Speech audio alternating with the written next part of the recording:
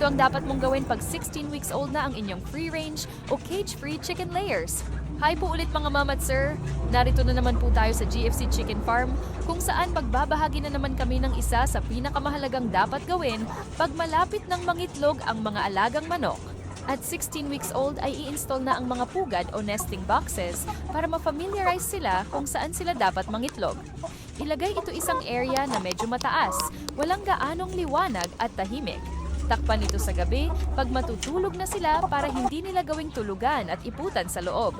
At syempre, buksan naman ito ng maaga sa umaga dahil may mga sobrang agad din na mangingitlog. Advanced preparation po tayo. Ayon po din po sa obserbasyon namin. Sa unang buwan ng pangingitlog, ay curious pa ang mga ito kung ano yung nilalabas nila na itlog. Minsan nilalaro nila, tinutuka-tuka hanggang mabasag, kaya dapat alerto po tayo. Dalasan natin ang pagbisita sa bahay nila para maiwasang mabasagan o marumihan ang mga itlog. Yun lamang po at abangan ang mga susunod pa naming ibabahaging kaalaman.